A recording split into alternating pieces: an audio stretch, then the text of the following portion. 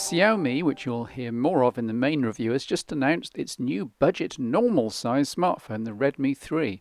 Working out in UK prices to around £80, the Redmi 3 is all metal, amazing at the price, with a 5-inch 720p display, a Snapdragon 616 chipset, 2GB of RAM, a 13-megapixel rear camera, a 4100 mAh battery, 16GB storage, and microSD. The same OS and support caveats apply as to the review later, but still, stunning value. Huawei has announced the Mate 8, dropping the Ascend brand, it seems, for 2016. It's large and it's metal.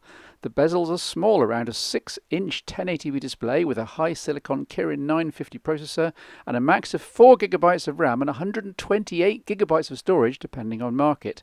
A 16-megapixel f/2.0 camera should be very decent. There's a 4000 mAh fixed battery and micro USB charging. The software's up to date, being based on Android 6, though. Let's get this into perspective. You all remember how impressed the tech world was with the Vodafone Smart Ultra 6 at less than £130 in the UK, a faux premium smartphone for not very much money. There were some caveats. The network lock to Vodafone, the way plastic was pretending to be metal, but the SU6 remains a decent bet, even in 2016. However, turn that plastic into aluminium, let's put in a faster processor, an extra gig of RAM, a better camera, a bigger battery, an infrared beamer, and best of all, a fingerprint sensor here on the back, and one which is always active, powering the device on.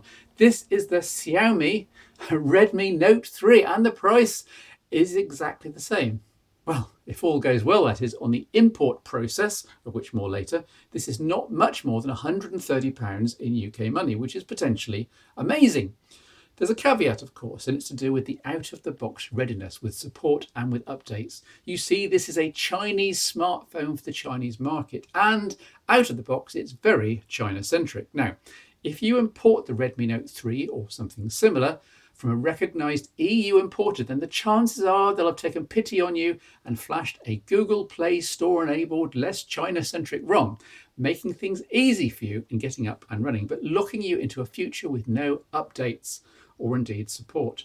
Whereas if you buy and stay with the original Xiaomi MIUI 7 ROM, then you'll get Android OS updates as and when they're made available by the manufacturer, currently at 5.0.2, but no doubt a version based on Marshmallow will follow later in 2016.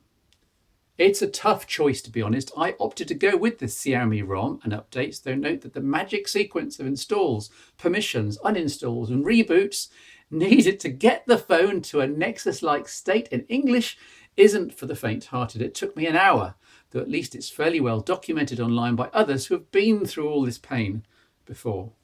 Once set up, though, with the Google launcher and keyboard in place, you're looking at a 3GB of RAM, metal chassised, biometric supporting Nexus for as little as a third the price of Nexus 5X. Internal storage is 32GB in this version, though there's no micro SD, again Nexus-like, and the battery is sealed in, of course. Though at 4000 mAh, the Note 3 here easily goes a day on a charge, which is just as well because the frills stop around this point. There's no quick charge compatibility since the chipset isn't Qualcomm, though the Note 3 does come with a 2-amp charger out of the box, which isn't too shabby. Plus there's no Qi charging, of course, there's a metal back. Come to think of it, there's no NFC either, something of a shame given the fast fingerprint sensor and ruling out easy phone payments in the future. The 1080p display is good enough at the price and it's decent outdoors, but it has been noted it's not Gorilla Glass, merely tempered glass of some kind, so do treat it with kid gloves. The other components are similar in quality. The speaker here is adequate, but doesn't really impress for fidelity or volume. This is maximum volume. Topical music here, RIP. And the capacitive buttons at the bottom have very small icons and a very weak backlight. Happily, the camera is better than I'd expected, at least away from macros. The f/2.2 aperture meant that most shots came out just fine. See these samples.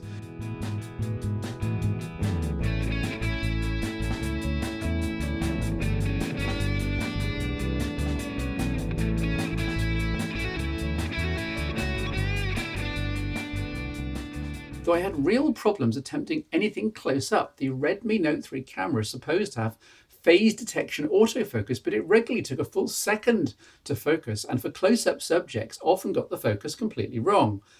Plus, there's an exposure adjustment control on the focus lock indicator. Hopefully these are software issues though, lending more weight towards getting this device from Xiaomi and thus staying with updates from the source through the year.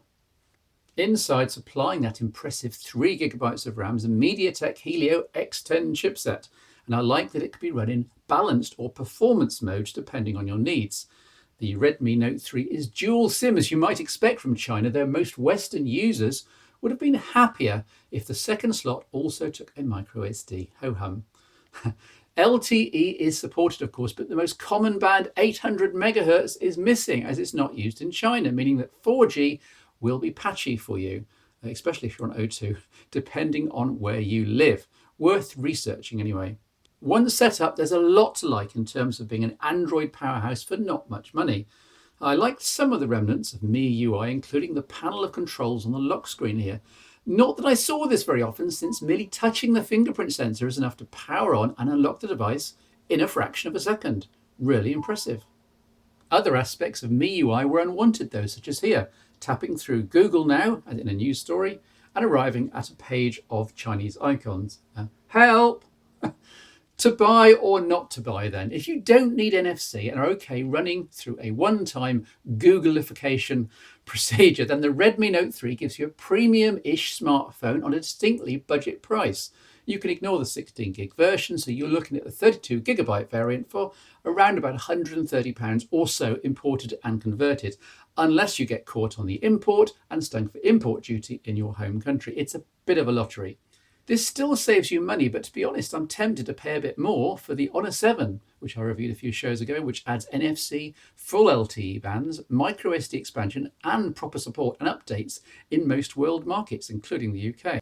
Or if money is critical, fall back to the Smart Ultra 6 that we started with. We may lack the fingerprint sensor and the extra gigabyte of RAM, and it may be plastic, but it has the full LTE bands and microSD, and again, proper support and updates. I did think it would be interesting to look at one of the Xiaomi devices anyway, typical of the many Chinese brands offering worldwide shipping these days. There are, as you can see, quite a few pros and cons to the whole idea. Your comments welcome. This is the Xiaomi Redmi Note 3.